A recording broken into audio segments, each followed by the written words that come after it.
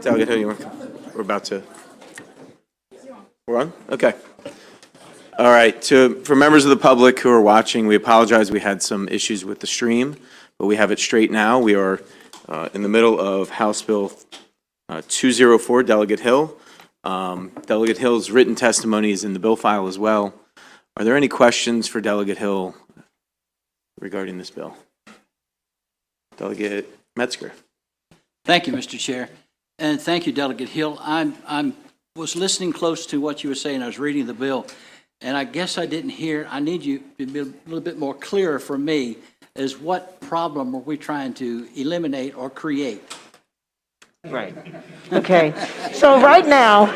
I thought that would get your attention. Yeah, I was trying not to spend oral testimony talking about the recent history of the FAA change in flight patterns, which caused lower and steeper climbs that ended up affecting neighborhoods with such an enormous amount of noise that the complaints on noise and the effects of the noise have affected people in Baltimore County, Howard County, Anne Arundel County, Prince George's County. As a result of that, the BWI roundtable was set up and other changes have gone. I don't want to go into that because this is not a noise bill. But we know from testimony you've had before you and things that the executive himself has said that we're looking for not only completing the current expansion of BWI, but to grow it even further so that by 2030, we expect there to be 35 million passengers. And with 35 million passengers, it's that many more flights. And with that many more flights, the airport, to quote Mr. Smith, will be too small and require additional updates. The MAC was set up to only take into account what is best for the business community in terms of optimizing the growth of BWI Airport. We have other interests besides the business community. And when we have something that is as significant to our communities as Thurgood Marshall BWI Airport, that employs a lot of people, that makes it easy for me to get in and out of the state, okay?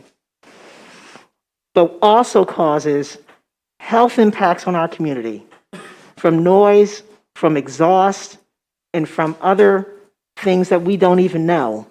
We are not being appropriate stewards of the taxpayer money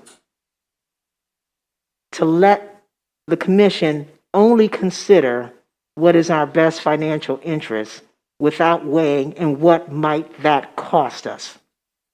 Because if we're adversely impacting our next generation, if they're going to have behavioral health problems because they're constantly being bombarded by noise, or they're going to have respiratory problems, increase in asthma because of the way the exhaust lands in their communities, we're going to be paying for that too. So if it's just a matter of money, then we ought to be saying, with any decision, what do we gain? And is there a way to do it to minimize the damage we may be causing?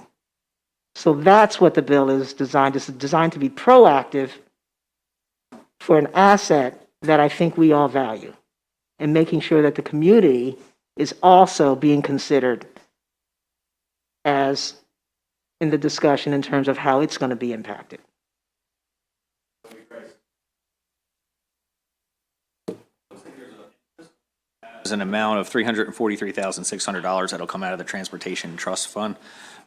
Is there anything in the bill that would specify that will come actually out of whose pot that would come out of, or just generally would we have to cancel projects in order to pay for that, or what's the plan here? Okay, so first let me just say, and this is the conversation I was having on the sidelines with Mr. Smith, I and the advocates for the bill take issue with the idea that the MAA would have to hire health experts to evaluate recommendations made by the commission if the charge is changed to include concern for the effects on the community to optimize livable and healthy communities. Okay, so we take issue with that. My understanding is that the bill analysis says that's where it's coming from because that's what the bill says, but I can't point to you right now. I can get back to you on where specifically it makes that clear. And the budget that they have, this is a relatively small piece of that budget. Yeah, when we're talking about billions, $100,000. It's not a lot, but I don't think they have to do that. But no, let's assuming that there is no cost. I think that's what you were saying. So would this commission have the staff to be able? You're saying that they would have the staff on hand now. The commission already has the staff. We're changing the charge of the commission. Okay. Right. And we're trying to make sure that in addition to the members who are already a part of it, that there are people who represent the community. Right. Okay. Very good. Thank you. Right. Thank you, Mr. Chair. Just briefly, Dr. Hill, I wanted to ask you if you have more specifics, because I think there was somewhere a complaint that on page 5, lines 1 and 2, improve mitigation or adverse health and livability impacts on neighboring and impacted communities. I would think that some noise studies, also maybe some studies regarding the effects of loud noise, also the effects of maybe the houses, you know, when these big jets fly over, cracks in the walls, or, you know, China that gets cracked, you know, different things like that. Could you be maybe a little more detailed at Sure. what kind of effects you're kind of thinking about that they would be exploring? Thank you for that question. So I think it was back in the 1990s. I think Delegate Watson may be able to correct me on that. There were issues with houses around the airport that were having significant noise impacts. And a fund was set up to allow the homeowners to shield their houses so that they weren't bombarded with that noise. 2 years ago, or 3 years ago, we passed legislation to fund a study on the health impacts of noise from airports. It was vetoed because we entered the pandemic, but the MAA was kind enough, and the Department of Transportation, to go ahead and fund it anyway. And that report came out last year and demonstrated some of the impacts that you're talking about, short-term and long-term, and I can get the committee a copy of that study, okay? And there are other studies that have been done over the last decades to speak to it. So again, we have a history of setting up funds to help homeowners mitigate known problems with noise. And there are, as recently as the last year, a study that we did ourselves. Now, the conversation that I've had, it's not a peer-reviewed study. It is a study, and it will, if it's published, it will be analyzed, and it basically proved much of what was found at up in New York with LaGuardia Airport and other places where the studies have been done. So there are studies out there. It's not asking for the MAC to do the studies. It's just saying when you sit down and, you know, folks come to you and say this is the potential financial impact based on what the chamber has come up with and what we've seen in the past, that there'll be someone saying, and this is what we've seen around the country in terms of asthma, hearing loss, anxiety, sleep deprivation, weight loss, and any other things. And this may be something we want to think and take into account too, and it may modify some of the decisions that we make. Thank you. Thank you. I don't see any other questions. Delegate Hill, thanks for sticking with us. We have a number of other witnesses. We'll move to those. Appreciate you. Thank you very much. Thank you. All favorable, Debbie McDonald, Deb Young, and Evan Reese. You all with us? If so, come on up.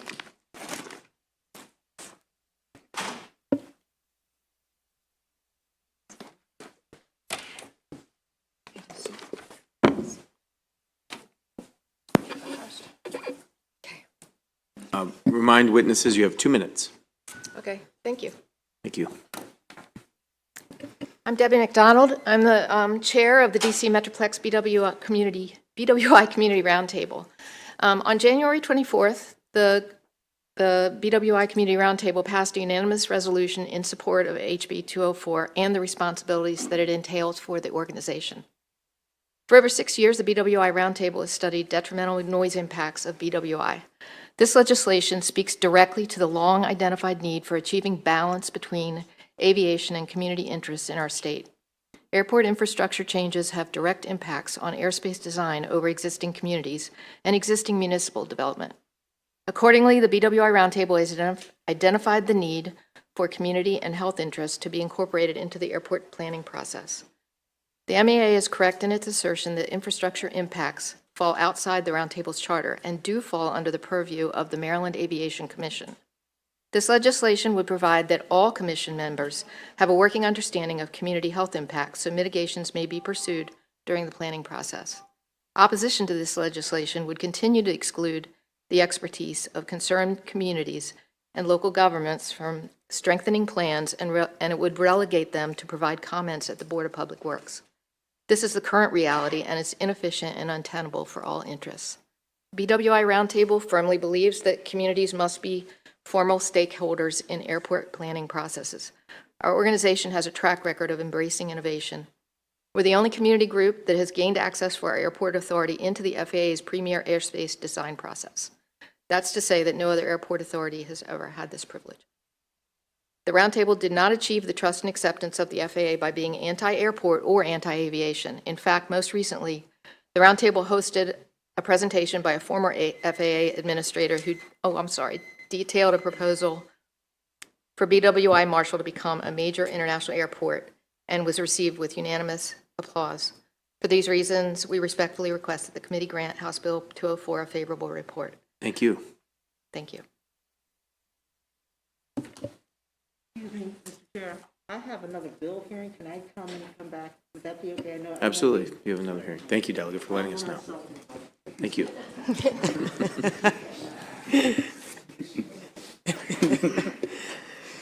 Good afternoon. I want to thank the sponsors of this bill and especially Delegate Hill, who has championed this issue for a number of years. I am a member of the Howard County Council and the Council's representative to the BWI Roundtable. I am also a resident who lives daily with the noise impacts created by the next generation air transportation system at the Baltimore-Washington International Thurgood Marshall Airport. Next Gen enables a superhighway of plane traffic to fly over our heads 24 hours a day, 7 days a week, 365 days a year. We now know that there are significant health consequences to living under next-gen flight plans. A recent state-funded report focused on the health and economic impacts of concentrated flight paths at BWI since the implementation of next-gen in 2015. This report determined that those controversial flight paths have negative health effects that will, on average, cost Marylanders more than $40 million per year in health care costs over the next 30 years. These health concerns and associated costs have not been part of the conversation at the Maryland Aviation Commission, the state's only commission created to address airport issues.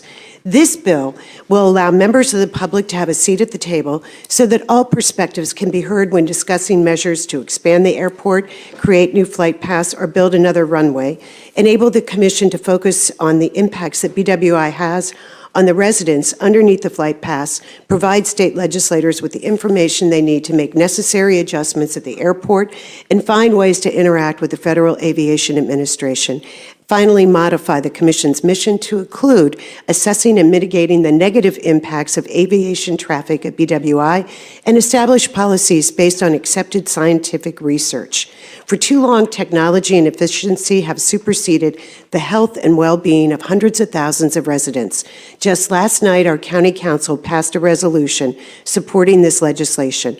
I urge you, too, to bring balance to this situation and support the passage of this bill. Good afternoon. Good afternoon, Mr. Chair and committee members. My name is Evan Reese. I've served on the BWI Roundtable for 6 years, and I currently chair the Roundtable's Technical Committee. I'm testifying in support of this bill, and I thank Delegate Hill as well as the co-sponsors for their work to pass this important initiative. The importance of this initiative is its recognition of the critical relationship between the airport's changes in its hard and soft infrastructure and the FAA's airspace design process. Airport infrastructure changes drive the FAA's supporting design of the airspace, not vice versa. The FAA responds to the airport's changes with the airspace design process. Ensuring commissioners of the MAC have an understanding of the connection between development of the airport and resultant airspace impacts is a critical step in achieving mitigations of predictable local impacts that will be felt when the FAA acts to accommodate the airport's new initiatives. The Roundtable has found such dual expertise in aviation acumen and concern for mitigation of community impacts and can play a supportive role to the Maryland Aviation Commission's responsibilities. The mitigations that may be incorporated in the planning process of the MAC are plentiful. For example, reduced nighttime operations can be contractually agreed upon with tenants and has taken place for decades at other airports in the country, but not here in Maryland. BWI is behind the curve in that respect. Planning for hard and soft infrastructure changes with consideration of resultant airspace impacts is just good planning, and we believe this bill will help the MAC achieve that advisory role to the MAA. For these reasons, I respectfully ask for this bill to receive a favorable report, and I thank the committee for their time.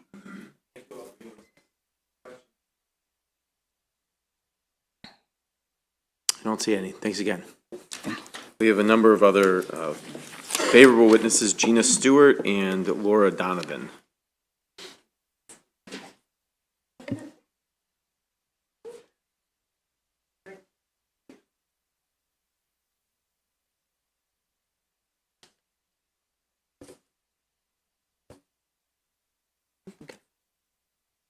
Yours is written up.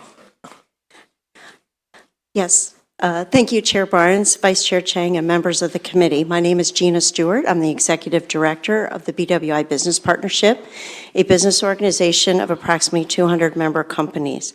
As reflected in our written testimony, the partnership supports the intent of the bill to ensure community representation on the Commission. However, our concern that the bill as introduced has the potential to divert the Commission's focus from its responsibility to improve and promote BWI Marshall Airport and threatens future improvements. We are recommending 2 amendments that would alleviate that concern. One, under membership. The overrepresentation of one priority interest on the board can have negative impacts on airport operations as a whole. Our proposed amendment is that we ask that you strike proposed language and instead have one member nominated by each the Howard and Anne Arundel County executives for nomination to be appointed by the governors. We have seen that it is a time-tested process. This amendment will eliminate the partnership's concern that the bill as drafted creates an unbalanced commission membership while preserving the additional community representation. Amendment number 2. The bill as introduced includes language specifically referencing healthy and living communities as part of the charge of the commission, while not adding requirements to address any other specific airport issue. We propose striking the new language in the bill related to the Commission's charge, since current law outlining the Commission's charge does not single out a specific operating issue, and the partnership believes that that's the appropriate approach. Removing that language does not preclude the Commission from reviewing health implications and other specific operating issues. In fact, the bill requires these 2 additions to the Commission's annual report to address the healthy and living community concerns. Thank you for your time. Thank you. Hello, my name is Laura Donovan. I reside within 2 miles of the general aviation runway and the heliport.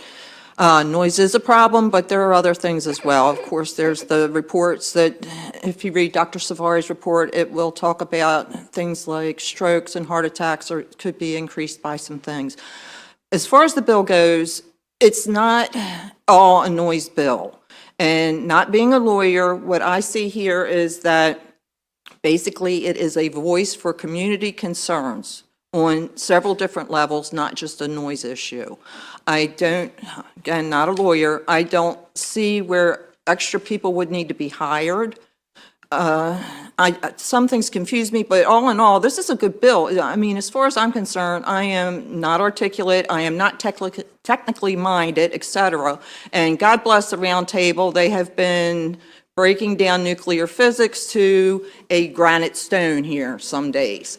But this table is sort of the same, this commission, having a place in the commission is sort of the same thing, whereas I can take my concerns to someone who can voice them much better, who knows the system, who has a degree in business or in aeronautics or in a CPA, whatever is needed. As a registered Republican, I am all for business. I am not trying to harm business, but at the same time, business needs to work with us as well. And I've been in the same spot for over 50 years, and for a long time, we've all peacefully coexisted. It's just been changes in the last several years where things have gotten bad. My air quality is worse. I went out this morning, 9 a.m. It was bad. A headache, nausea, it gets bad.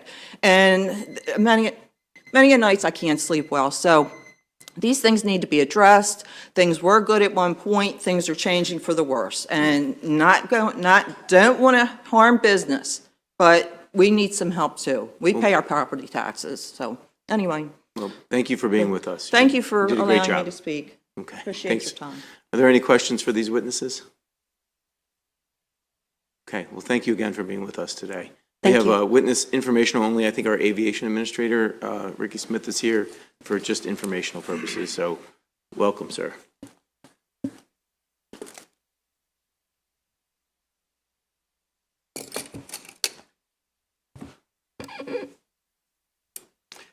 I was in panic mode because I left my speech at the office, but I have it on my laptop. So first of all, thank you, Chair Barnes and Vice Chair Lang and members of the committee for the opportunity to appear before you today regarding House Bill 204. For the record, I'm Ricky Smith, Executive Director of the Maryland Aviation Administration, and I appreciate the support of the General Assembly over the years as we work to maintain a safe, efficient aviation system for Marylanders.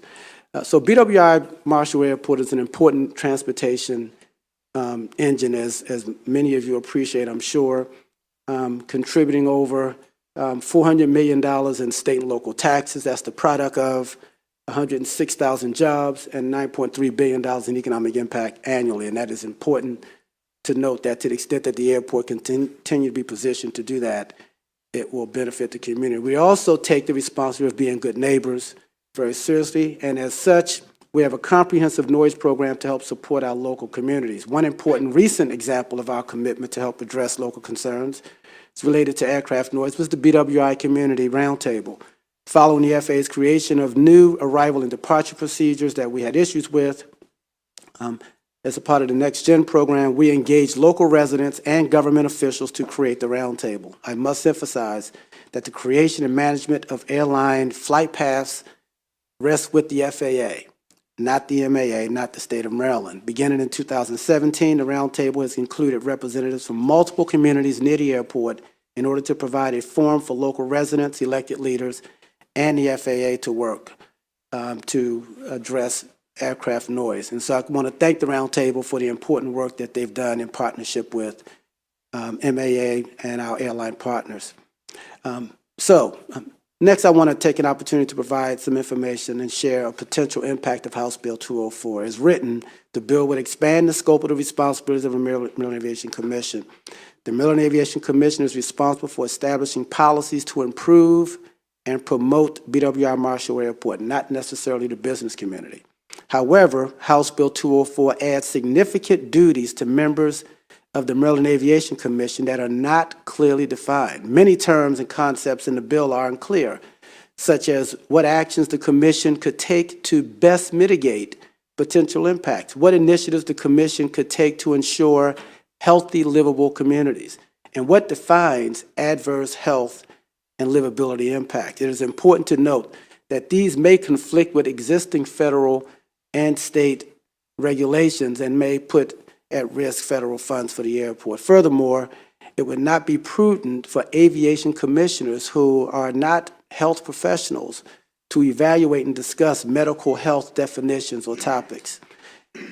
House Bill 204 would also add 4 members to the Aviation Commission based on recommendations from the roundtable. Currently, like any candidate member of the roundtable can pursue an appointment to the commission. There's nothing that prohibits a roundtable member from pursuing a seat on the commission today, all of whom are reviewed and approved by the Senate. We have heard from several interested parties representing a host of other issues that would like to be represented on the commission. As an alternative to including the roundtable in this bill, we're working on amendments to provide for more airport community representation. Our amendments will provide the opportunity for an appointment recommendation to the county executives of Howard and Anne Arundel counties to ensure communities surrounding BWI Marshall are represented. In conclusion, I want to thank the committee for the opportunity to speak with you today. BWI Marshall is a very valuable resource to our state, which I'm sure you all appreciate.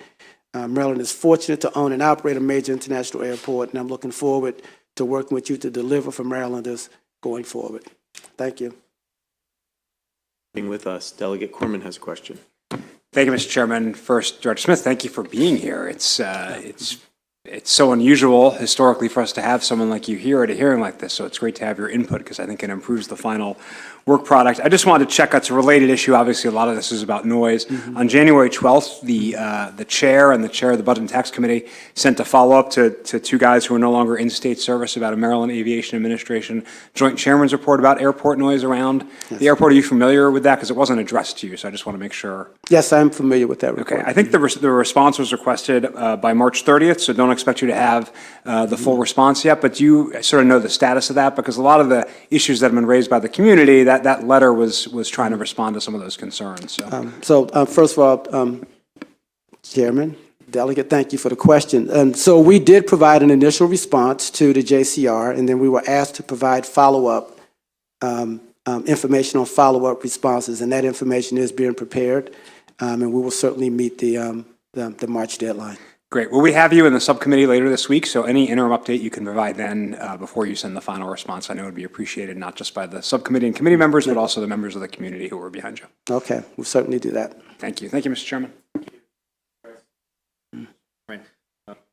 I believe we were told that there was enough staff on this commission that they could handle the new responsibility. In your opinion, is that the case, or are they really going to need those 4 additional people in order to take on this added responsibility? And the second question I have, is there money in your budget currently that could, where you could absorb that additional cost? Thank you for the question. Today, my special assistant also serves as assistant to the commission. And her role is basically setting up meetings, printing the agenda, coordinating with staff to prepare reports, but they do not have a staff per se. The commission has no staff person per se.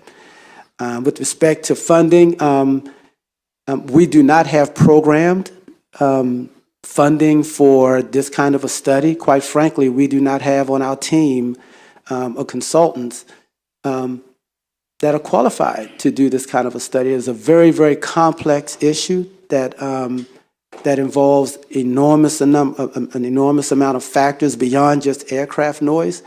And so not only do we not have the funding, we do not have consultants in our portfolio that are qualified to do this kind of study today. All right, thank you.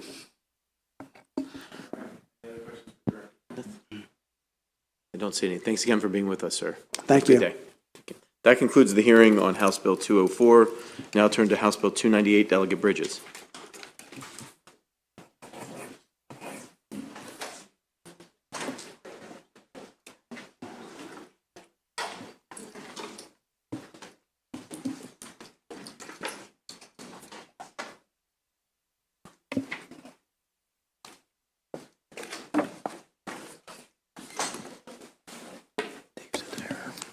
If you could just tell us who you have there at the table with you, and then you can give us your testimony. Thank you. Thank you, Mr. Chair. I have with me for my panel today 2 Dave Lewises. Dave Lewis from the Capitol Police, Dave Lewis from the State Police, Mr. Brian Gill, the president of SLEOA, State Law Enforcement Officers Labor Alliance, and Toya Adams from the State Police as well.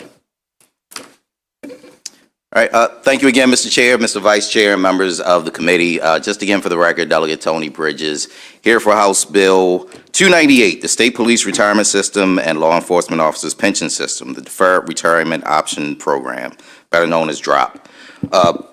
Just This is also a very simple bill, as one of my colleagues mentioned earlier. This really is a simple bill, so simple, in fact, that the Senate actually passed this bill unanimously last year, but the Senate, unfortunately, of course, doing things the way that the Senate does, didn't get it over to us in time.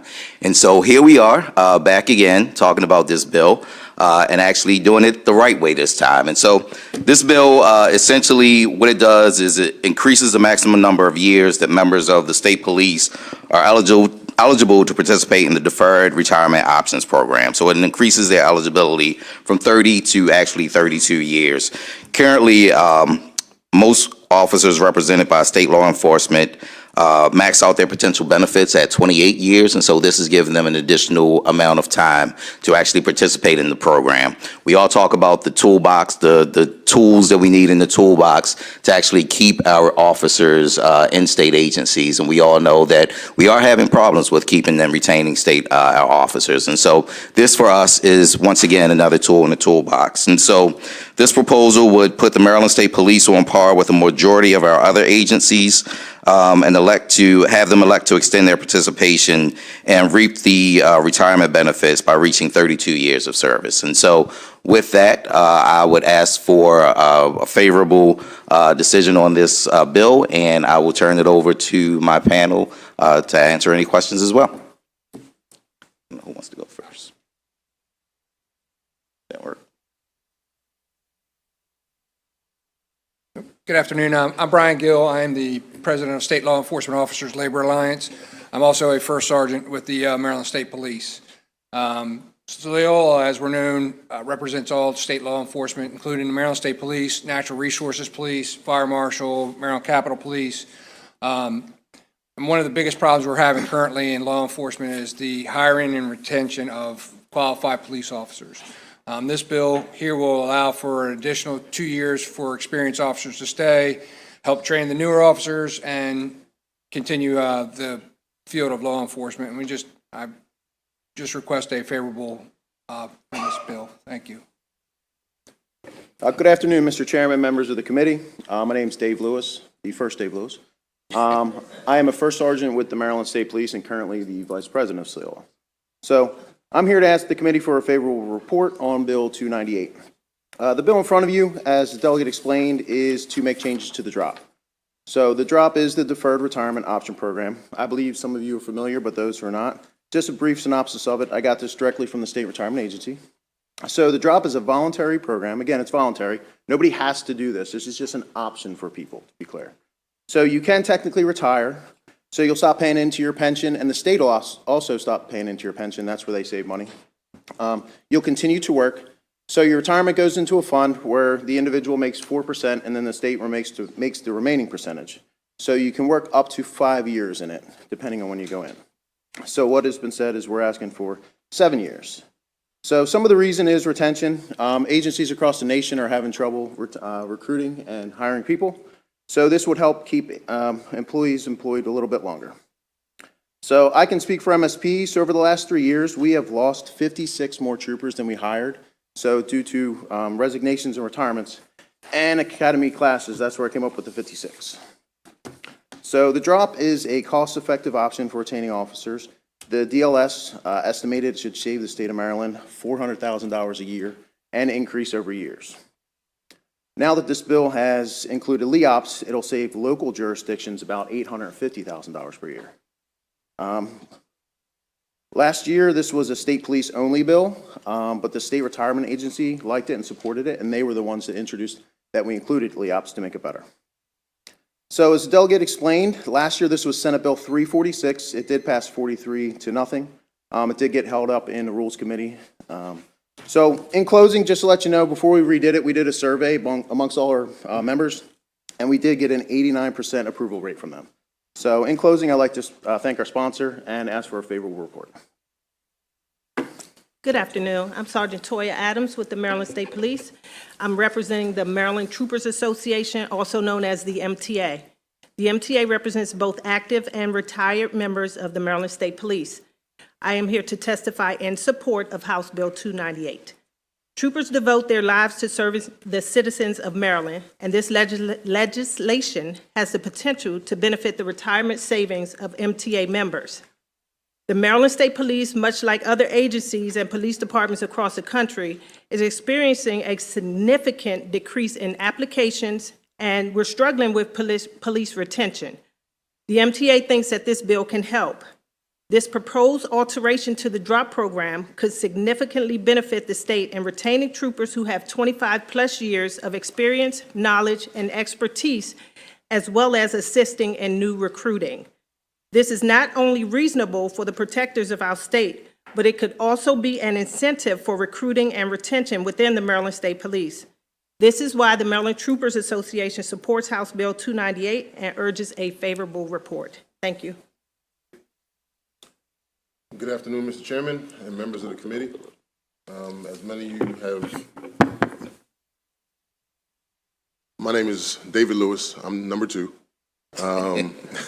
And I'm a lieutenant with the Capitol Police, work out of our Baltimore division. Some of you may know me from Annapolis, which is where I started, was out here for a few years. The previous speakers listed many reasons for this bill to include recruitment, retention, and cost saving. I'm here in support of House Bill 298 because this bill will benefit me, my family, all state law enforcement agencies and officers across the state by allowing me the opportunity to work up to an additional 2 years. Just want to thank you for your time and ask for your favorable report of House Bill 298. Your testimony. Are there questions for the panel? Delegate Grice, I see your finger moving. There it is. Say to the committee, let's get us on a voting list on Friday so it doesn't give those guys any excuse on the other side to not pass us this year. I understand. Well, I hear you, Delegate Grice. Well, thank you all for your service. We appreciate you all being with us today. And take a look at the bill. Thank you. We have 2 other witnesses on this bill, Jenna Masoni and Jimmy DeLay.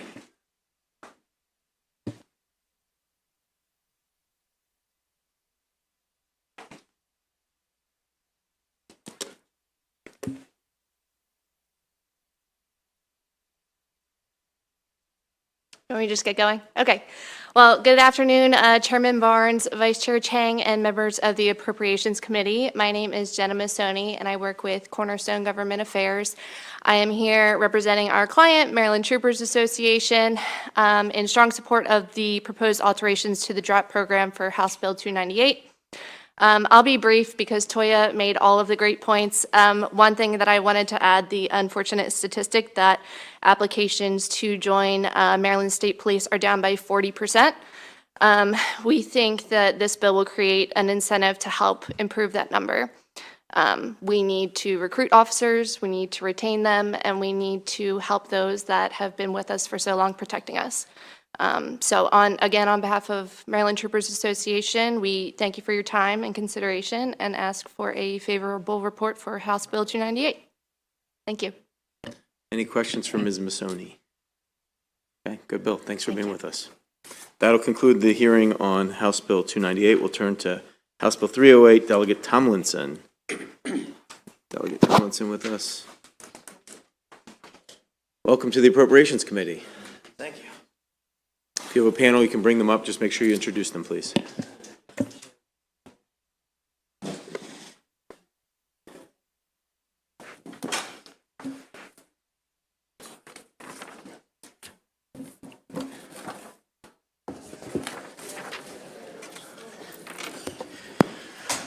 All right. Thank you, Chairman Barnes, Vice Chair Chang, honorable members of the House Appropriations Committee. For the record, my name is Delegate Chris Tomlinson, and I'm testifying on House Bill 308.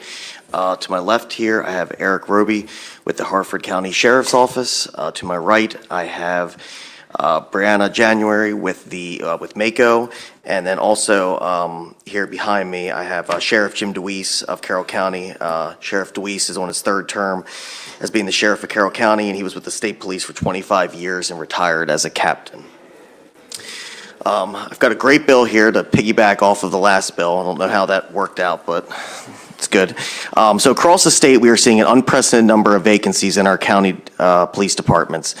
In Baltimore City, over 460. In Prince George's County, 300. In Baltimore County, 225. Virtually every law enforcement agency in our state, including our county police, sheriff's offices, Maryland State Police, and our municipal police departments are facing recruitment and retention issues.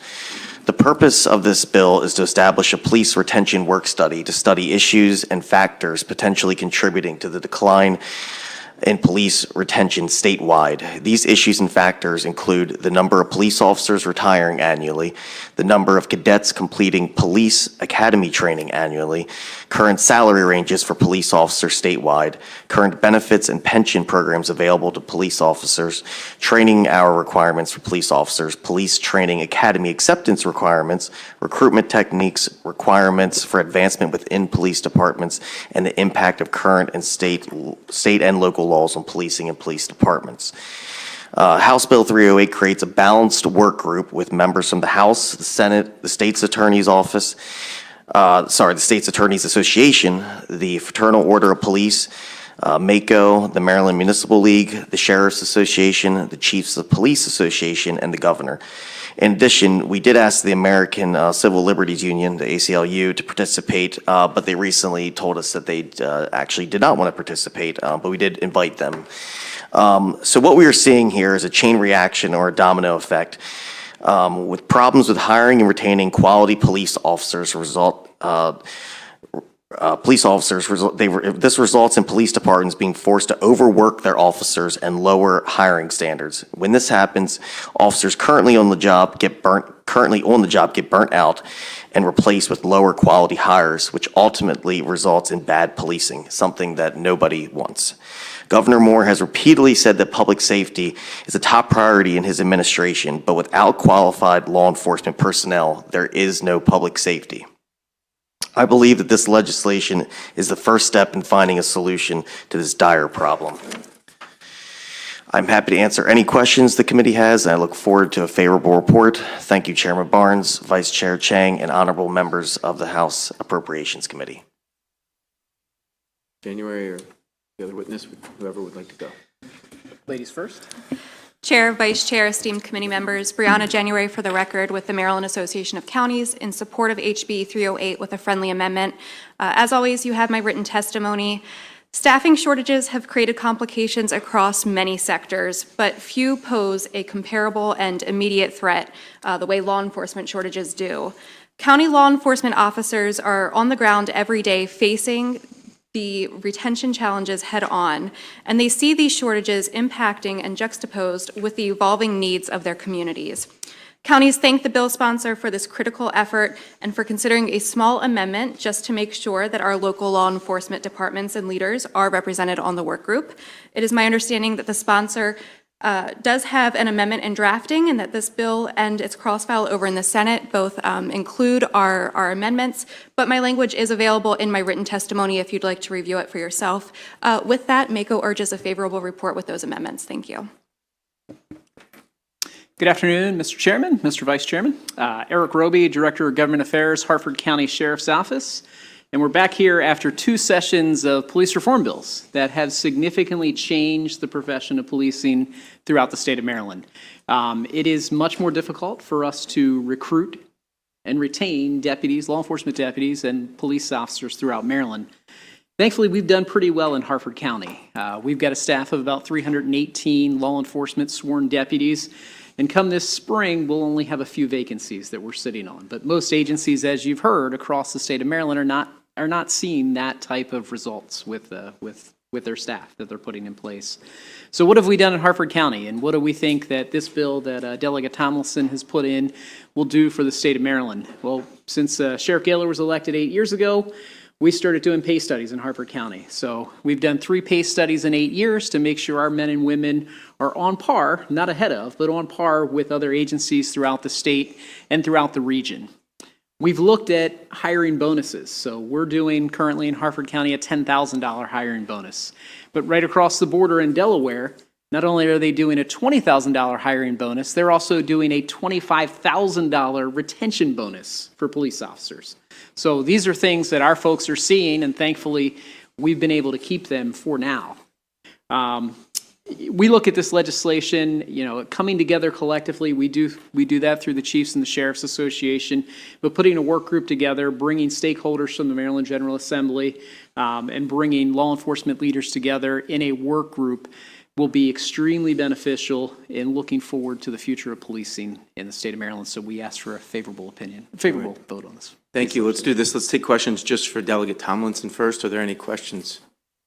Oh my God, Delegate Tomlinson, we have a lot of questions for you here today. Lucky me. This is called hazing. Oh, okay. You looked a little scared there, Delegate Tomlinson. Thanks. Appreciate it. Take a deep breath. I'm gonna go now. We do have a real question, however. Delegate Acevera. Thank you, Mr. Chair. Thank you for bringing the bill, Delegate. Appreciate the spirit within which it was introduced. I think what we're seeing is a shortage across state government. It's something that we're hoping to address this session as well. Something that has certainly been a problem for successive administrations. My question is whether you or your panel, are you all familiar with employee climate surveys? You are, okay. What's stopping those agencies, your agencies, local agencies, from doing an employee climate survey that I would imagine gather the information that you're seeking, that this commission that you're seeking to set up would also look at? Just from my experience, employee climate surveys look into, wages, salary, working conditions, benefits, all those things. And there's nothing precluding any of your agencies from doing that, certainly no legislation, no law. And I'm just curious as to why, and I don't disagree, we know things move pretty slow on the other side, but what's stopping you all from doing that, or doing that for so many years, as opposed to waiting for a legislation to create a commission made up of a lot of folks, right, in order to look at something like this? I think a survey like that would be helpful, but I don't think that would answer all the questions that we're trying to get answered, or all the questions that we're trying to get answered through this study. Do you have anything? Yeah, so I think, Delegate Acevera, I think what you're referring to, I think many of the agencies across the state are already doing things like that.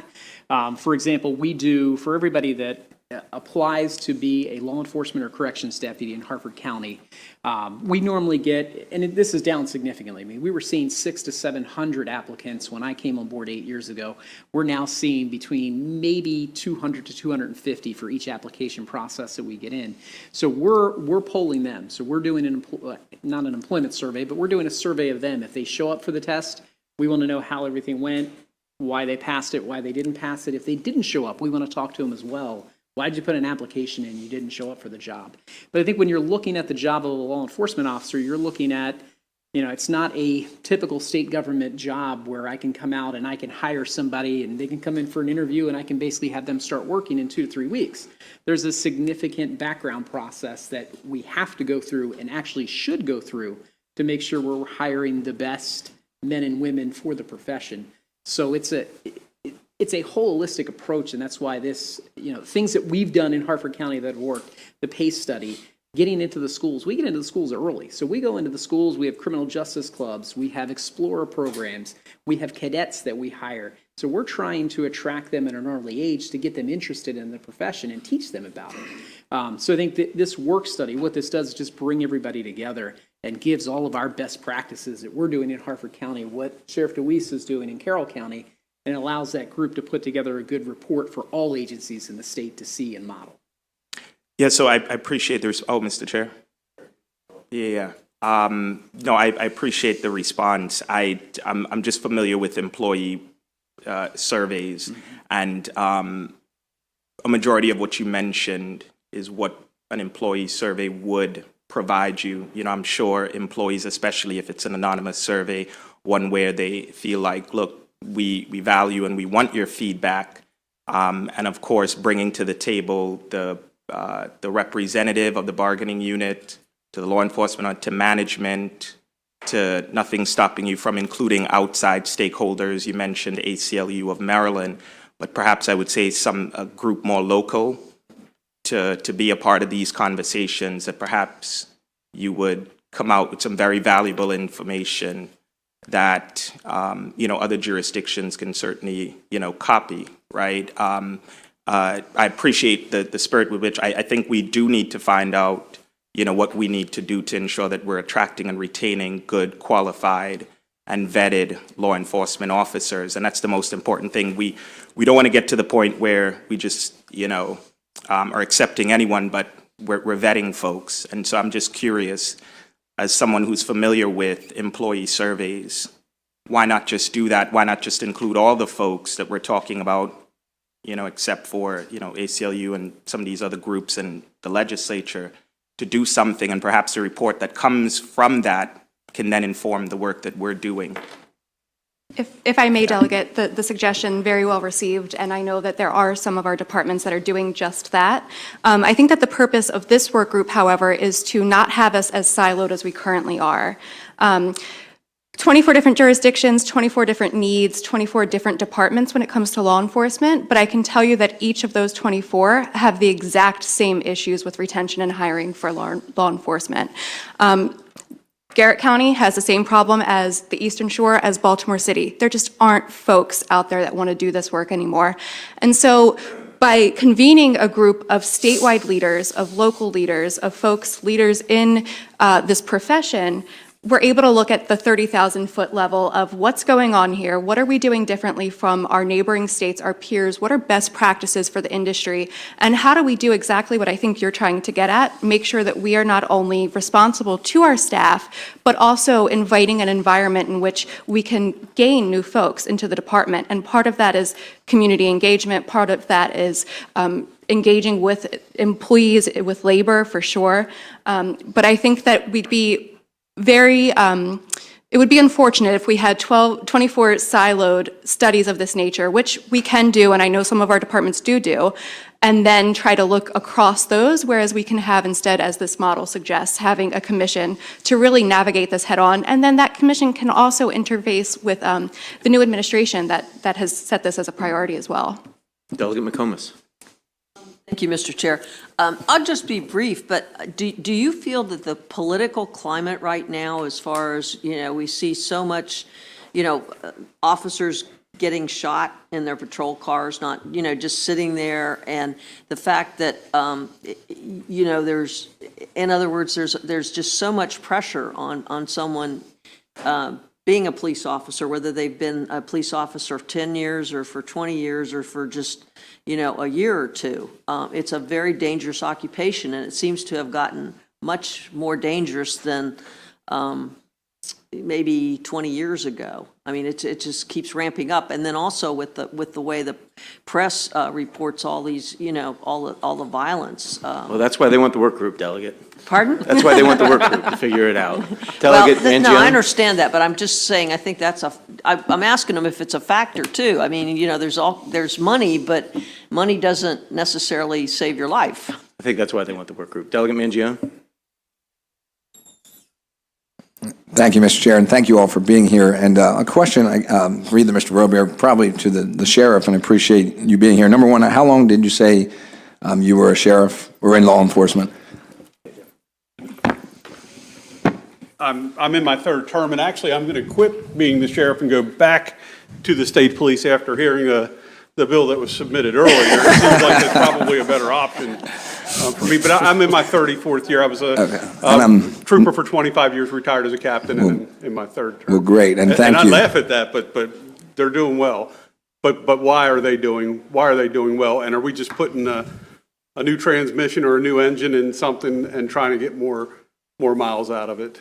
When we do something like that. And I appreciate your service, and in no way am I implying that you're old here, but a history lesson for you, if you're in 34 years, you're slightly older than I am. Can you tell me if this is something that happened in the beginning of your, or this issue was the beginning of your career, middle of your career, or did this just start happening? So we have a better understanding as to what's currently going on that may be playing a role in the officer shortage, and better understand supporting something like this, which I do support. So if you can tell me of the history. Thank you. It's been within the last few years, and my organization is not unlike any other organization around the state. We're seeing declines in applicants that show up. Our ranks are 10, 15, 20% down from previous years and where it was. And it's interesting, we don't lose people to other organizations, which is something I think we need to look at. We're losing people just to completely different professions. And I think one of the other issues that really is glaring, and one of the things that the work group should look at, is the ability to move about from police department to police department. We are robbing Peter to pay Paul in a lot of these organizations. And why are the strong, the state polices, the Montgomery County polices, the Howards, the Harfords, my office, why are we able to recruit and retain in some cases, and the smaller agencies that aren't able to pay and give those retirements the way that the state police and the other organizations able to hold on to their people? And I think it needs to be a holistic look. I will tell you this, we need to get better in law enforcement. There's no two ways about it. I recruit 5 different things, and if you don't have all, I don't want you. And I think that this work group should look at recruitment, retention. Either you've got character, integrity, intelligence, ability, and compassion. If you don't have those 5, I don't want you. I don't care whether you're male, female, brown, black, or white. It doesn't matter to me. I think we got to get to a point where we're recruiting those 5 qualities in individuals, regardless of what part of the state you're from, compensate them appropriately. And I think a work group like this could look at that. Education is key within the ranks as well. So there's an awful lot I think a work group like this could do to come back to the House and the legislature and give recommendations. To my original question was the part about, do you remember having this type of vacancy issue? Okay. No, not at all. I've been doing this since '89. Yeah. There were people lined up out the doors to come to this profession, and now we're trying to guide people into the doors. It's been very disappointing. Thank you for your service and for answering that. Appreciate it. All right, any other questions for the panel or Delegate Tomlinson? Well, thank you all for being with us, and again, thanks for your service to our officers. Appreciate that. That concludes the bill hearing. We'll move to Bill 390, Delegate Feldmark.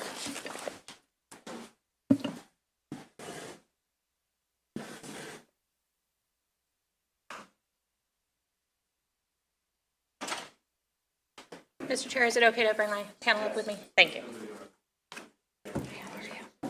Yeah, it's me again.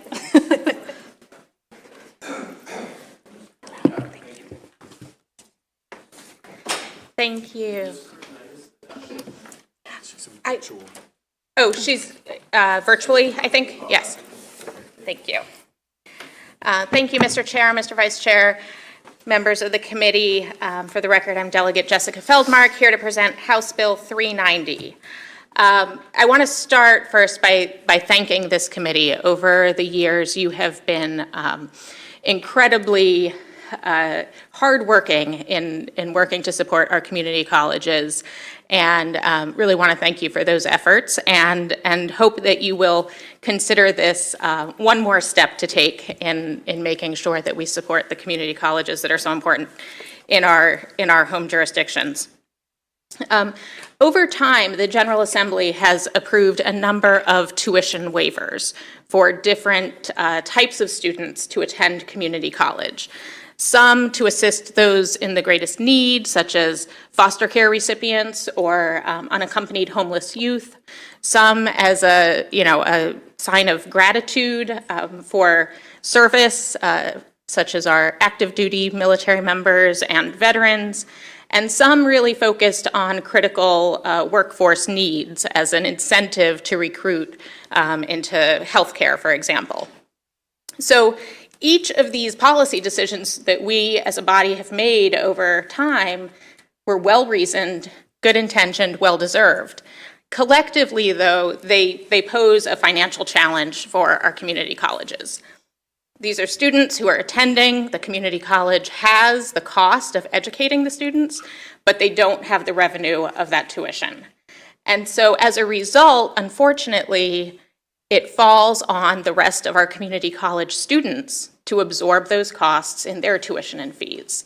And so what this bill would do is appropriate $10 million starting in fiscal year '25, and it's a 3-year plan, 25, 26, and 27, $10 million a year that the Maryland Higher Education Commission would use to essentially proportionately reimburse our community colleges based on usage of these tuition waivers.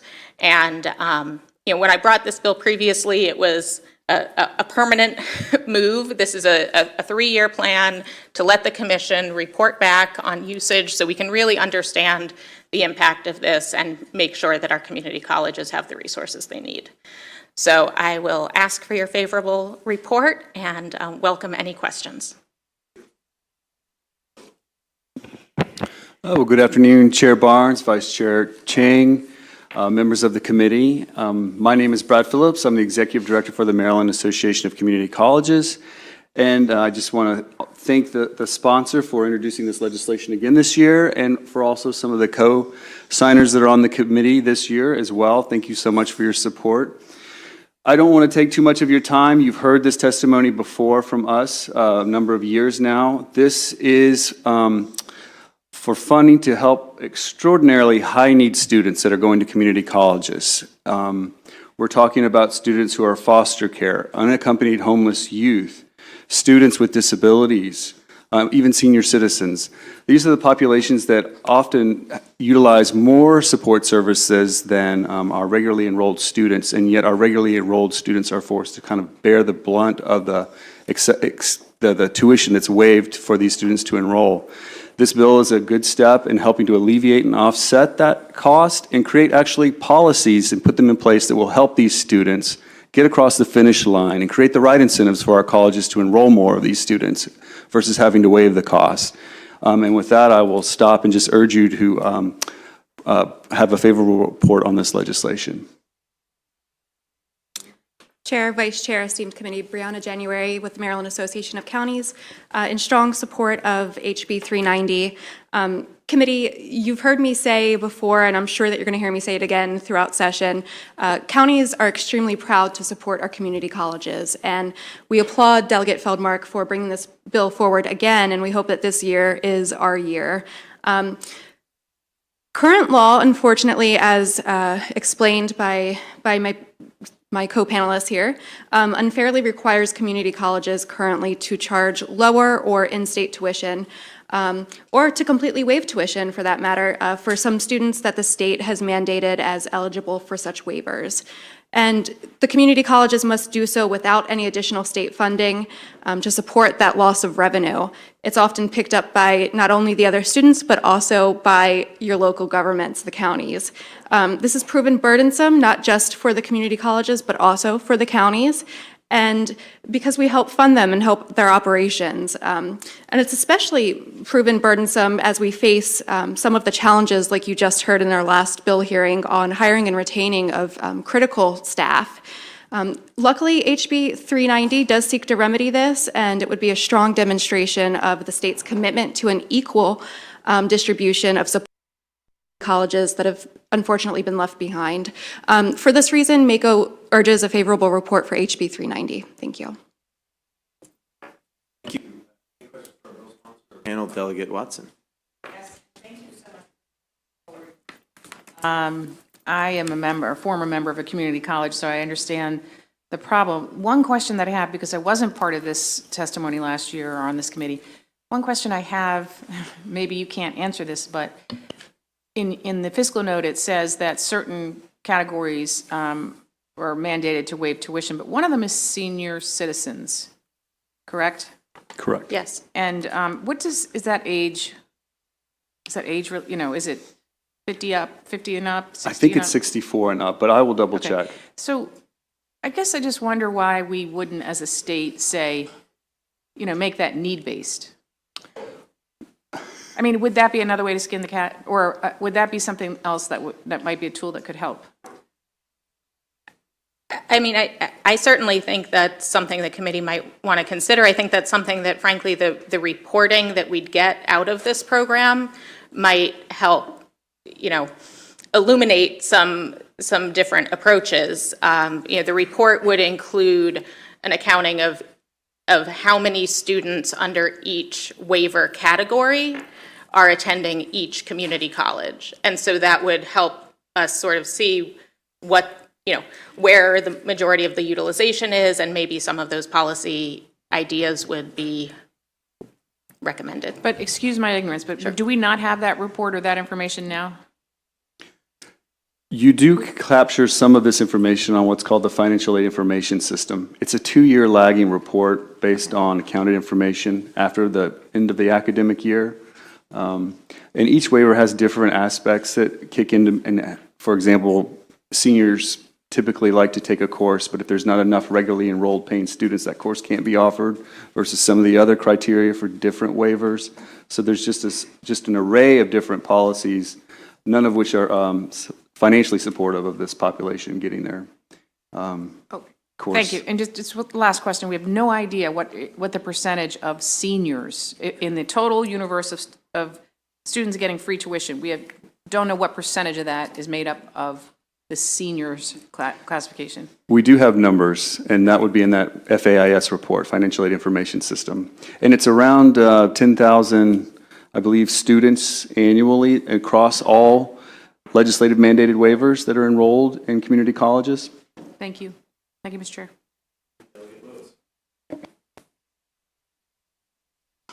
Thank you, Mr. Chair, and thank you for bringing the bill. So my question kind of goes to the report as well. It's very simple. This might be already in there, but I'm just asking it. Will we also be able to disaggregate whether, who's benefiting this? Are they in or out of state people? Just because I saw that the numbers from who could benefit, I saw Allegheny was almost $1 million, which is the county of a population of 67,000 people, and I'm all for supporting them, but I'm wondering, is that people coming in state to get the benefit or something? It would not be for out-of-state students, tuition waiver policies. It would be for residents of Maryland or of the service area. Okay, because just when I read the bill, it doesn't say that it's limited to all these qualifying folks, so long as they're also Marylanders. There's which is very few out-of-state students that are attending community colleges, and I know that we have another person that's waiting to testify, the president of Community College of Baltimore County, and she can tell you specific numbers and how much it costs just for the Community College of Baltimore County alone, which is substantial. Okay. I'm not opposed, I'm just curious. Thank you. Thank you, Mr. Chair. And thank you, Delegate Philmart. As you know, I'm a proponent of community college, particularly Essex and Dundalk Community College. I live there. What has always bothered me, and I think this taps off of Delegate Watson's, we get 29 cents as to where the universities get $1 or $2. And so I think the balance is out of balance there a little bit. So I think that this would be a great move into in remedying a problem. So thank you very much. Thank you, Delegate. I'd be happy to work with you on increasing the formula overall at another time, but right now we're just focused on this priority. Sounds like a good bill. Sign us up. Yeah, just very quickly, this isn't the only unfunded mandate that the state's put on our community colleges as well. I think with the blueprint, with dual enrollment, I believe, I don't know if you guys can address that at all, where that wasn't actually calculated in the blueprint formula, so you guys are covering the cost of those students as well. There's actually a number of what I would call waiver policies that are in statute that aren't included in this. Dual enrollment is one, National Guard is one. But for dual enrollment in particular, we can't charge tuition at all. We get reimbursed from the school systems, and that is at 75% of the cost of tuition. For some of our colleges, dual enrollment has really been a growing phenomenon. I can think of Chesapeake College, which maybe 30% of their enrollment now is dually enrolled, and they're doing it at 3/4 of the cost of reimbursement of tuition. So this is another reason why bringing attention to tuition waiver policies in general is something we want to highlight going forward, so we have an understanding of how the financing of higher ed works. It doesn't happen unless we can get the full amount it costs to actually educate quality students. Just to drill that point a little bit further, that reimbursement that the community colleges are receiving for the Blueprint dual enrollment, that comes from the county boards of education, which of course come from the counties. Yeah.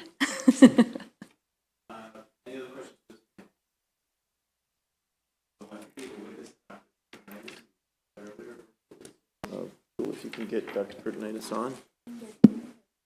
She's coming in now.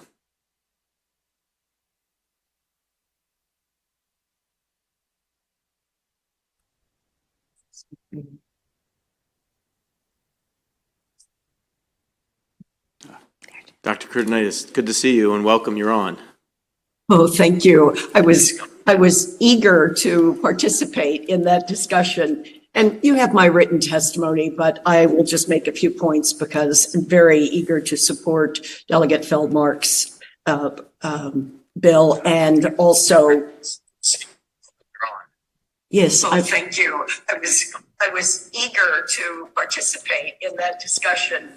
And you have my written testimony, but I will just make a few points because you have very you have the YouTube on, Dr. Kurtenitis? You might want to turn the YouTube off because you're going to get the back feed on that because now you're on with us live.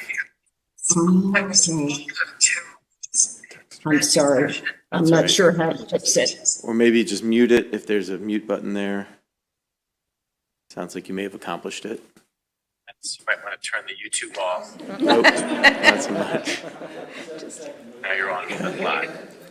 Yes, I'm not sure I know how to do it. I'm sorry. I'm sorry. I'm not sure how to fix it. Or maybe just mute it if there's a mute button there. I think you just muted yourself, unfortunately. I know I'm just like this with technology as well, Dr. Kurtenitis, don't worry. We'll give another minute to see if we can figure it out. If not, we'll have you, we know we see you quite often. It's not working. I don't know how to do it. Yourself. Okay. We're going to try one more. Please turn her off. Can you hear me now? We can hear you, yes. We can. Oh, so sorry. No problem. Look, I won't take much of your time. I'm just really anxious to say a few things that might help you understand the specifics of the impact of this bill. There are 16 community colleges, and we're committed to two things: open door and equity, our equity agendas. So just to give you some numbers from my college, last year we had 48,000, just roughly 48,000 students. And of that number, 4,500 of those students fell into the category of waived tuition for the several various reasons where that happens. I am not dissembling when I say that the cost of that to us in terms of lost tuition revenue was $3 million. And the other side of that is that waiving tuition does not waive away the cost of supporting the special services, which so many of our students need. And I think it's for that reason why the college presidents would really be grateful if we could, in fact, have $10 million to share among us to help us really take care of the costs of all of those extra services so many times needed: interpreters, tutors, special counseling, and so forth. So I'd like to speak on behalf of all 16 of us, since I'm the chair of our council, and say we would really appreciate positive consideration of House Bill 390. All right, well, thank you so much. Thanks for your work. Are there questions for President Kurtenitis? Delegate Watson?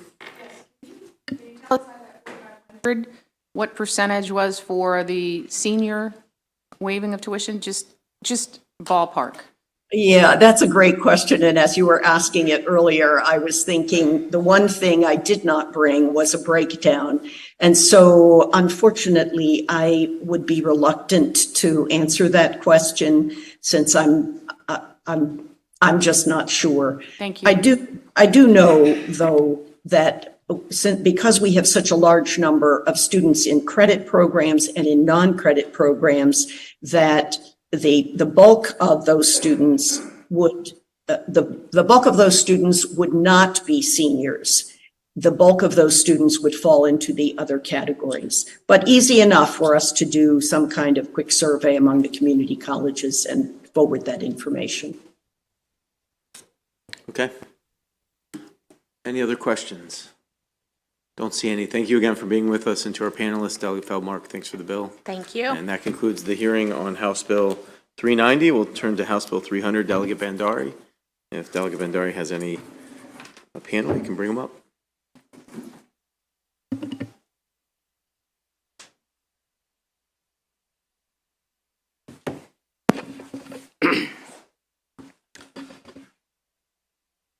Yep, dear Chairman Burns and Vice Chair Chang and the members of the committee. For the record, this is Delegate Harry Bandari with House Bill 300, School Buildings, Solar Technology, Solar Panels on Schools. Over the past decades, as we know that there has been a considerable increase in the development and the use of green technology. And this bill is a bipartisan bill and a major victory for the environment. This bill is very simple. It aims to promote environmentally friendly and financially beneficial practice in the construction of school. As we know that so many of us fight for the bill to Learn Act. This bill will ensure that when we are building the new schools from July 2025 to June 2034, the local school system is responsible for the school construction, and they may consider installing solar panels on the school's roof. And the bill does not impose any mandate requiring installing solar panel. It merely requires that the local school system can install solar panel. If they do not, have to report why, the reason. And this using solar panel on the roof of schools would provide the educational opportunity for students as well. And they can study the impact of the solar panels on environment and economy. This bill serves as a step toward a more sustainable future and demonstrate the importance of considering the environment in all aspects of society. Our responsibility is to future generation to ensure that we build sustainable and eco-friendly structure, and this bill's implementation, therefore, will positively impact the environment, education, finance, and this is the budget committee. The good news is there is no effect on the revenues locally and statewide, and so many groups who love environment are in favor of this bill.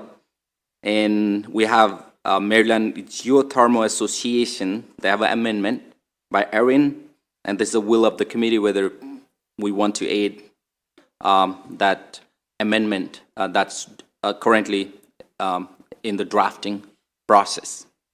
At the end, I appreciate the committee consideration of House Bill 300 and will be happy to answer any questions the committee may have.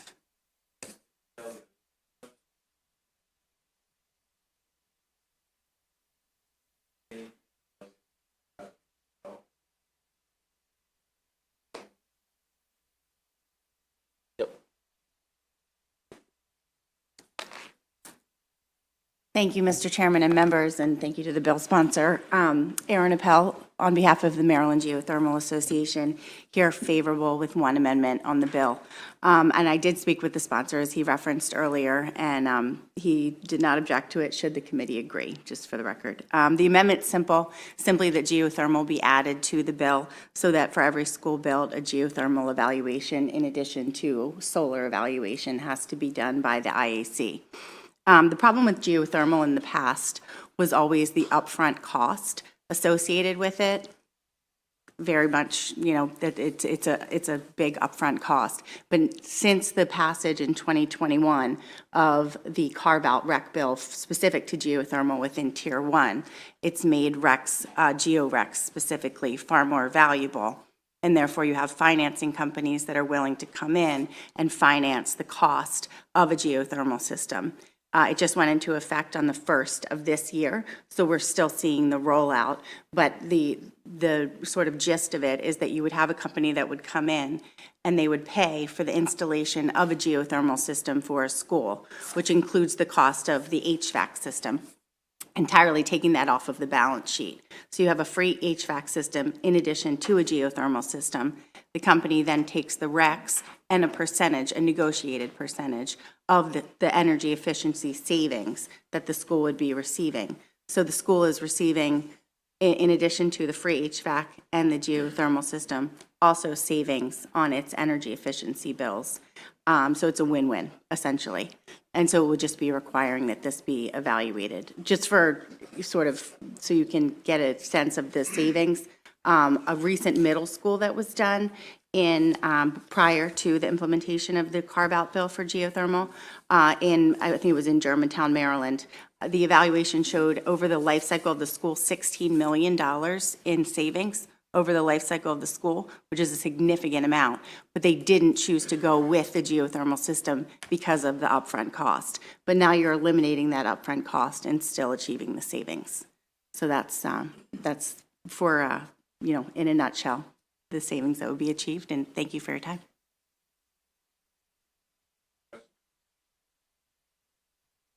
Chair. Thank you, Mr. Chair. Delegate Barty, I really appreciate the bill. Was this cross-filed? Yes. And who was the cross-file? Senator West. Thank you.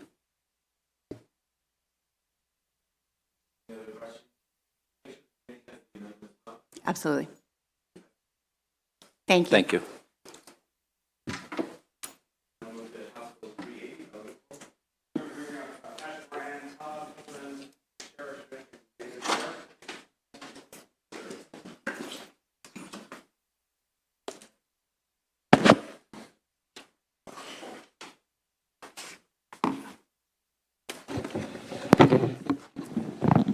Mr. Chairman.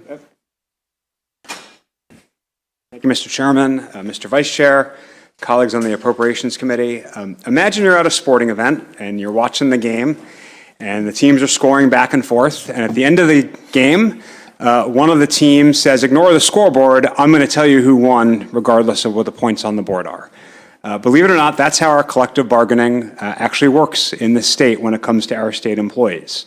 For the past 25 years we've had collective bargaining, usually the governor, but also the institutions of higher education, and then the Maryland Environmental Service, if they ever actually have a union, negotiate, usually in the fall into the winter. They can reach agreement, but if they don't reach agreement, then the executive just tells them what the outcome is. There's no process to resolve it other than the executive gets to decide. There's a fact-finding process, but it's not binding on anybody. That's what's happened in some past years. Either the unions felt the need to just sort of agree because they know the executive's going to do what they want, or they haven't agreed and the executives just jam the final outcome down their throats. I don't think that lends itself to good faith negotiations, and I know actually many of you aren't thrilled with our collective bargaining process. I think binding arbitration would help with that. Binding arbitration, which I think about 8 of our counties and several of our local governments like Ocean City have, and 20 some odd states, is a process whereby a neutral arbiter looks at what both sides have offered if they reach an impasse, and then makes a determination. The way this bill is structured, the parties would have to agree to a neutral arbiter based on some lists from some neutral sources by July 15th. The goal is to conclude negotiations by September 30th, declare impasse sometime after October 1st if an impasse is reached, if the parties can't agree, have the parties issue their final and best offers by October 16th, and then have the arbiter decide by December 15th, and then what the arbiter decides would be included in the governor's budget proposal in January. The bill looks unnecessarily complicated because it's a combination constitutional amendment and enacting statute. The constitutional amendment is necessary because of what I just said about the governor having to put the results of what's called the memorandum of understanding from the binding arbiter into their budget. There are some other complicated issues. If you look at the fiscal note, it makes some points about the Maryland Environmental Service. As maybe less than a handful of you recall, we gave the Maryland Environmental Service collective bargaining a few years ago. They don't actually have a union, though, so I don't think we need to be too caught up in that. But, if the legislation is going to move forward, we do need to sort of clean up that piece. This bill's purpose is not to make the Maryland Environmental Service a budgeted agency. There are also some issues with the state labor boards, and I know they have some suggested amendments that we could work on subcommittee if the bill is going to move to address some issues with our state labor boards that sort of help oversee this process. And then after we're done, I know you're going to hear from our friends in the higher ed community that are going to tell you about the parade of horribles that will happen if we have binding arbitration. You can look at the other schools in the Big Ten, the conference that we're now in, and many of them have binding arbitration. University of Michigan, Michigan State, University of Minnesota, Ohio State, Penn State, Rutgers, and the walls have not fallen down at those institutions of higher education just because they have binding arbitration. So you're going to hear some things from them, but as is often the case with them and the issues that come before us, we can certainly work it out without reducing the quality of our great institutions of higher education. So with that, I'd love to turn it over to my panel, Mr. Chairman, and then, of course, take any questions. Thank you, Chairman Barnes and Vice Chairman Chang, and members of the committee, and thank you to our sponsor, Delegate Corman. My name is Patrick Moran. I'm the president of AFSCME Maryland. We represent higher education, state, county, municipal employees across the state of Maryland. AFSCME Council 3 supports House Bill 380. For decades, employees in the Maryland Transportation Administration have had binding arbitration, and the process works very well. County and municipal employees in 8 jurisdictions also have binding arbitration through their charters and local laws: Anne Arundel County, Baltimore City, Baltimore County, Frederick County, Howard County, Montgomery County, Prince George's County, and the town of Ocean City.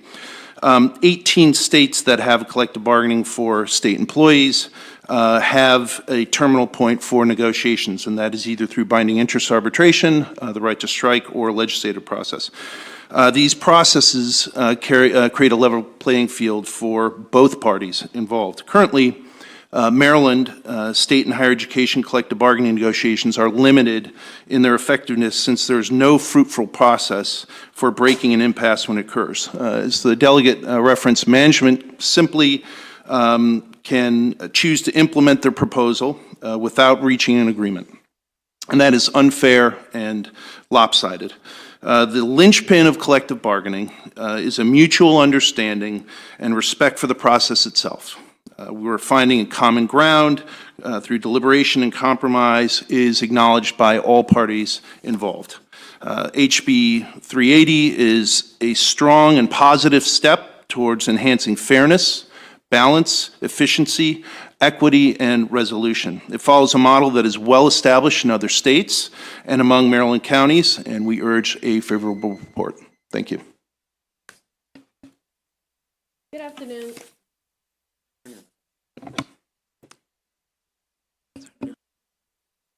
Okay, thank you.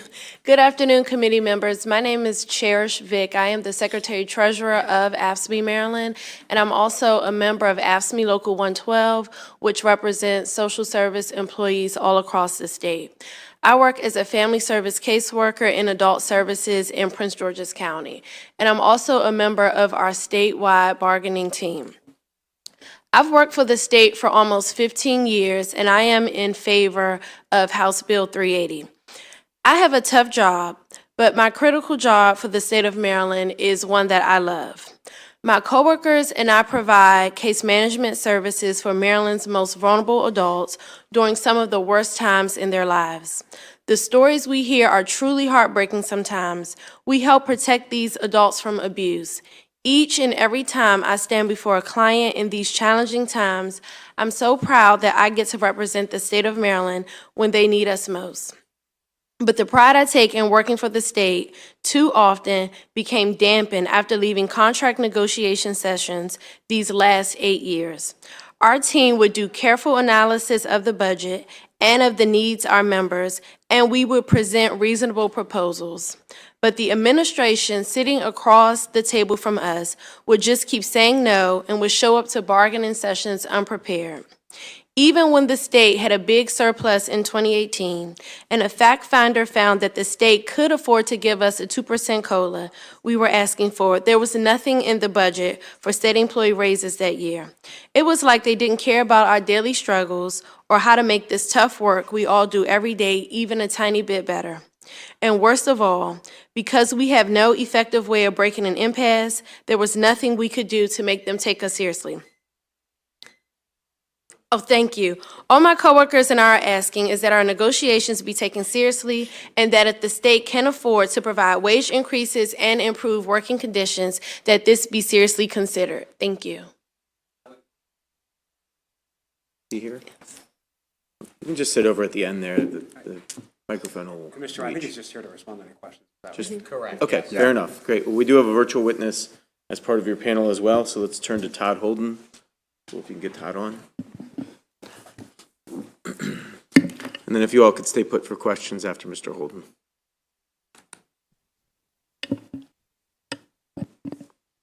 Todd, great to see you. Welcome.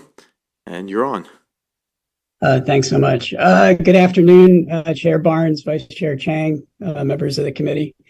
I just want to thank Delegate Corman and the rest of the co-sponsors for bringing forward House Bill 380 because as president of AFSCME Local 1072, which represents over 3,400 workers at the University of Maryland College Park, our local sees this as a logical step in the modernization of labor relations in Maryland.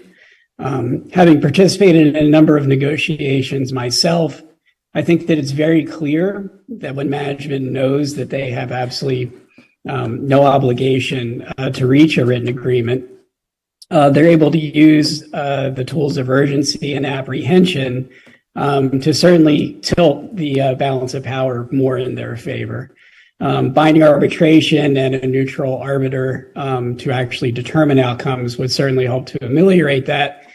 Among the practical examples that we've seen recently, the USM unilaterally implemented a $15 minimum wage.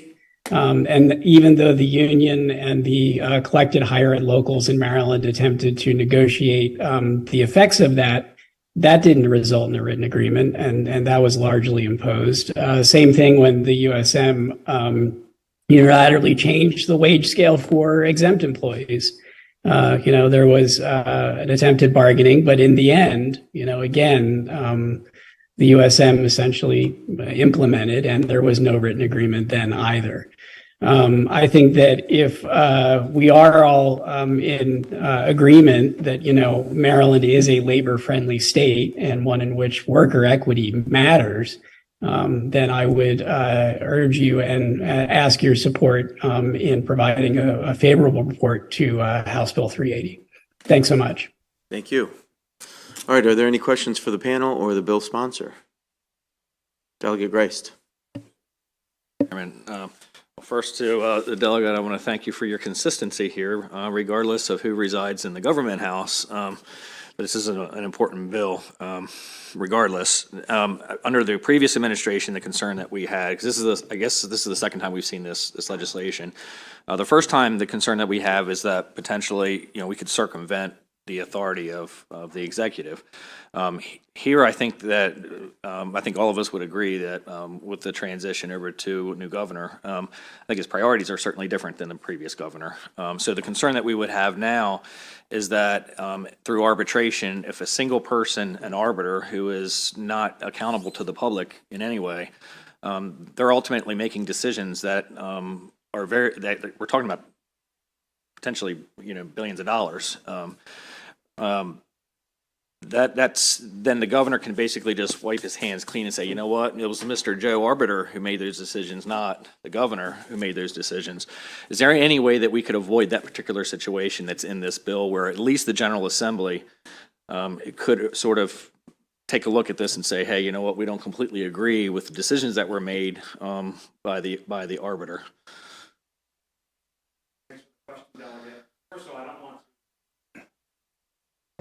First of all, I don't want to insult the professionalism of the arbiters. They, these are lists that are put together by sort of a national board of people who, know what they're doing. And part of their job is to collect information and look at revenue estimates and come up with, the right approach. So I don't think they're going to be maybe as willy-nilly as maybe you're concerned about. That said, I can tell you how it works in Montgomery County. In Montgomery County, it's actually not binding on the county council, the results of binding arbitration. It's usually followed, but it's not binding on the county council in Montgomery County. I'd have to go back and look at the wording here to sort of see how it's written, but that's how it's worked in some other places. Thank you.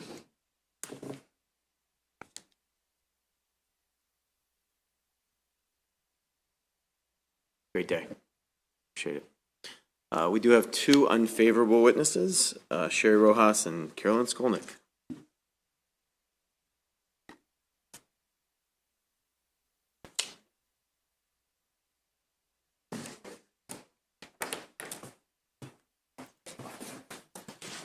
Welcome, Sherry. Good afternoon, Chair Barnes, Vice Chair Chang, and members of the committee. Thank you for the opportunity to offer testimony on House Bill 380. My name is Sherry Rojas. I'm the Director of Labor for the USM office. We submitted written testimony, so I'll just note some of the USM's key concerns. House Bill 380 would significantly overhaul the collective bargaining process in the state. The bill would put the ultimate decision-making authority into the hands of a single third party who's neither accountable to the public nor subject to the consequences of their decisions. Under the bill, an arbitrator would be responsible for awarding wage and other increases requiring the expenditure of tax dollars, which will have a harmful impact on the state's budget. This framework provides no incentive for the parties to compromise. Impasse will be higher in a system that ends with interest arbitration. Rather than engage in realistic negotiations, the parties could game the process, and over time, the parties may begin to default to arbitration. House Bill 380 would infringe on the authority of the State Higher Education Labor Relations Board, and the bill creates a conflict of interest on the part of the arbitrator who would wear multiple hats throughout the process. The USM has 25 individually certified bargaining units. We would note that negotiations in the USM have historically resulted in an agreement. It is extremely unusual for the parties to be unable to resolve their disputes or fail to agree on the terms of a new or a successor MOU. We would also note that the USM is diligently engaged with an exclusive representative in the consolidated collective bargaining process, a new process that was implemented through legislative changes only last year. The parties are working hard to negotiate their very first consolidated MOU and are hopeful that that process will be successful. Such an additional dramatic shift in the process under this bill is unnecessary, particularly when considering the significant fiscal consequences. For all of these reasons, and as provided in our written testimony, the USM respectfully requests an unfavorable report on House Bill 380. Thank you. Thank you, Mr. Chair. Thank you for being here. I just have a question for you. Can you walk me through the process if you do not come to an agreement? I know what the process was in the previous iteration, and it didn't always work all that well. But under the new system, if you can't come to an agreement, what would be the process to work things out? The system proposed by this bill? Or Under the current process? The current process as it's being worked through. Sure. Under current law, there's a fact-finding process that's in place to resolve impasse if the parties invoke that process by a certain deadline. The State Higher Education Labor Relations Board regulations also include a voluntary mediation process once the parties reach impasse. Following the outcome of the fact-finding, a report with recommendations would come out of that process. That report, I believe, is submitted to the governor, the exclusive representative, the president of the Senate, and the Speaker of the House of Delegates by the secretary. Okay, thank you. Thank you, Mr. Chairman. Thank you for being here. You said that the bill as proposed would result in a conflict of interest for the arbitrator during the process. Can you give a little clarity on how you foresee that coming about? Sure. Under the process established under this bill, the arbitrator would function first as a proctor, sort of overseeing the process. When the parties reached impasse, the arbitrator would then be responsible for mediating a resolution or trying to get the parties to come to some sort of a settlement agreement and resolve the issue. If that is unsuccessful, that same arbitrator would then function as the hearing officer, presiding over the hearing and ultimately making the final decision, or awarding one side's last, best, and final offer over the other. There's this principle regarding the confidentiality of mediation and settlement discussions that I think is undermined by allowing the same arbitrator to sit first as a proctor, then mediate the dispute, and then function as the final hearing officer over the matter. And is that, I'm sorry, Mr. Chairman, I had a follow-up question. Is that different from how the process works in other states that have enacted it? That is a great question. Thank you for asking. I would note that many other states utilize a multi-stage impasse resolution process that incorporates mediation, fact-finding, and voluntary interest arbitration. But I would note that that often includes a panel as opposed to a single third-party decision maker, and it oftentimes involves a different person at each stage of that process overseeing that particular part of the process. So if there was a panel for arbitration instead of a single arbitrator, would that assuage your concerns? No, no, it would not. Thank you. Okay. Good question. Any other questions for USM and our witness? Sandy, thanks for being with us. Thanks. Great to see you all. We'll turn to our last bill, House Bill 368, Delegate Collison. And Delegate, nice to see you. If you have a panel, you can bring them up. Just let us know who they are. Of course, we know Denise.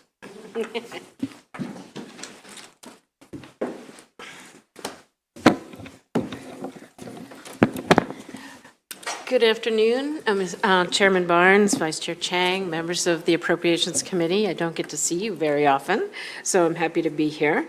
Thank you for the opportunity to present HB 368 to you today, State Personnel Executive Branch Service Contracts, Policy Certification and Notification.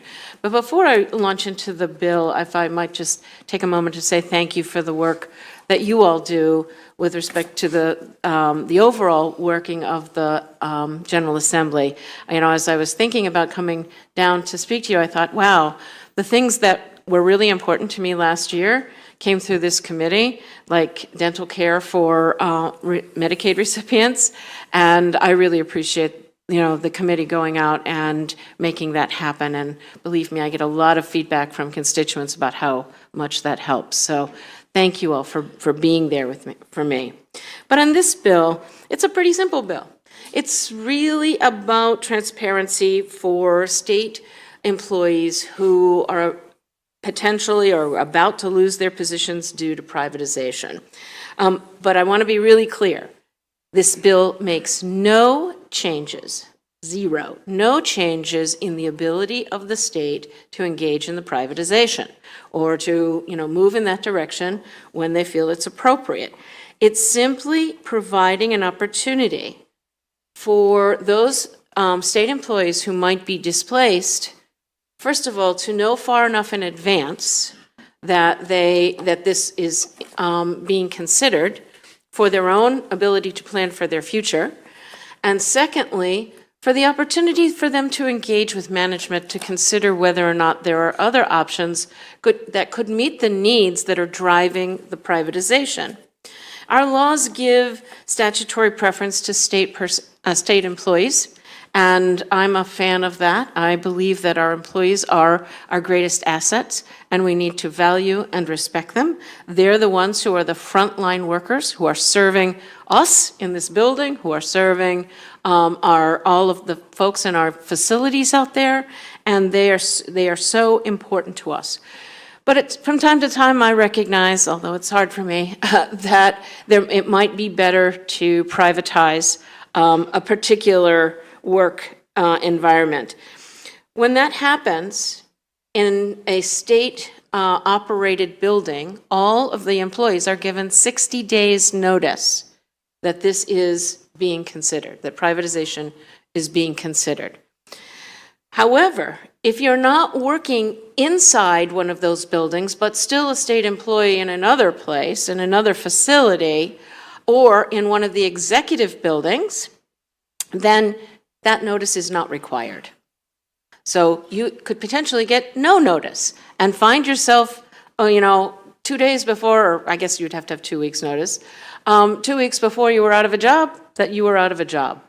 All this bill does is require that same notification that we give to those employees to in-state facilities to those in these other facilities that we're speaking about. It also requires that the representation, or the representative, the exclusive representative, that this is happening and that there's certification by the Department of Budget and Management that in terms of looking for the private contract. The fiscal note, when I read it, I think it's really vague. And I think what they're doing is projecting that this is going to stop privatization in some way. I don't see that happening. I see this as simply notifying our employees, number one, and two, giving opportunities to look for innovation and other ways to solve problems. So I have a couple of folks here with me today who are going to talk about more personal experiences with this kind of these kinds of situations. From my perspective, really the foundation of the bill is the respect that we owe to those who serve us on a daily basis faithfully and loyally. So with that, Mr. Chair, I'd like to turn it over to Denise Gilmore. Great. Thank you so much, and good afternoon, Mr. Chair, Mr. Vice Chair, and members of the committee. Denise Gilmore with AFSCME Council 3. The intent of this bill, or I should say the motivation for this bill, actually occurred with a situation that we were dealing with an attempt to close Western Maryland Hospital Center in Hagerstown. What the Maryland Department of Health did there is they essentially, put out bids to privatize the care, so have the long-term nursing care that was happening there happen in a private facility instead of at that state facility. And they, as a result of that, did not have to provide the required 60-day notice that they ordinarily would. We think this bill closes that loophole by expanding that 60-day notice requirement to all state work, regardless of if it's at a state facility or if it ultimately happens in a private facility. We think that's important. We absolutely do think that the Department of Budget and Management should build into their process an evaluation of these service contracts to see if they are displacing state employees. I'll close with kind of one anecdote on why we really harp on this notification. In 2016, when the Department of Health tried to privatize dietary functions at 2 hospitals. Because that dietary function, the privatization was going to occur in the facility, they did have to give us that notice. And I would say in a 15-minute conversation with the workers there, we were able to come up with 95% of the savings that the original privatization was going to, save the state. So we know that when we give workers an opportunity to present alternatives, that they have good ideas. That's not going to happen all the time, certainly, but it would be nice to at least have the chance to look at that. I know we've got a member here to testify, so I'll be done. But we would very much appreciate a favorable report on this important legislation. Thanks. Correct. I'm here to answer any questions the committee might have. There's.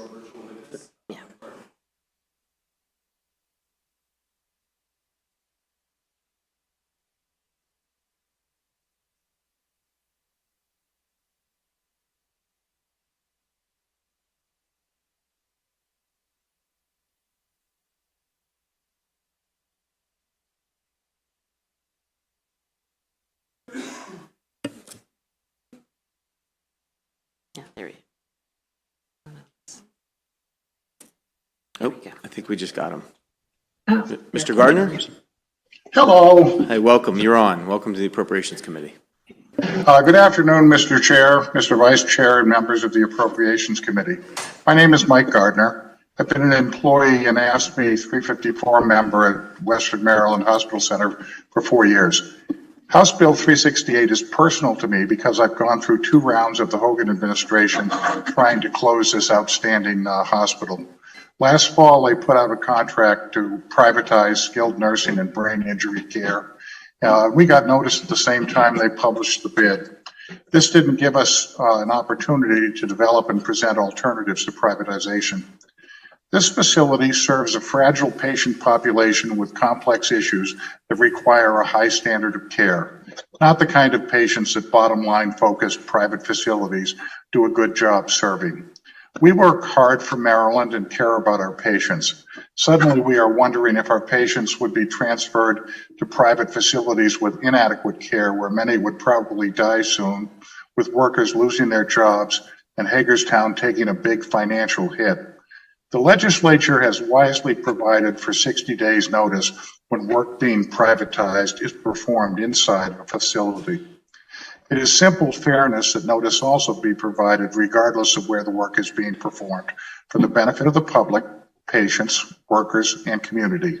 That way, alternatives can be explored and the public's voice heard. Please give House Bill 368 a favorable recommendation. Thank you. Thank you, sir, and thank you for your testimony. Are there any questions for our bill sponsor or this panel? Delegate Grist? I just have a simple question. So this doesn't seem like it's a very problematic bill, generally. All it does is require, I just want to get it straight, it just requires the state to let the unions know when they're going to use a private contractor. Is that correct? Is that simple? And so my question is, I'm just reading the fiscal note, then, and you guys might not have the answer to it. It says the small business effect potentially meaningful. So if it doesn't preclude the state from, or forbid the state from using contractors, or it doesn't make it more difficult to do that, how is it that the small business effect is considered potentially meaningful? Do you want to respond to that, or? I'm very happy to take that. We think the fiscal note, perhaps wrongly, assumed that this bill is going to lead to further privatization or, preventing privatization attempts. We don't change any of the current exemptions that are in law. I wish we could, but we're not doing that with this bill, right? If a state agency still wants to privatize, they certainly can. We just think they should build in their process an evaluation of if that, that service contract is going to be displacing state employees. And if it does, they should notice us, 60 days in advance. Fair enough. Thank you. Thank you. Questions for this panel? All right, don't see any. Thanks for being with us. Thank you very much. We do have someone signed up unfavorable, although I'm not sure she meant to be on this bill. Laura Bogley, is Laura Bogley here? I don't see her, so that will conclude the bill hearing on this bill and conclude the bill hearings for today. We're adjourned.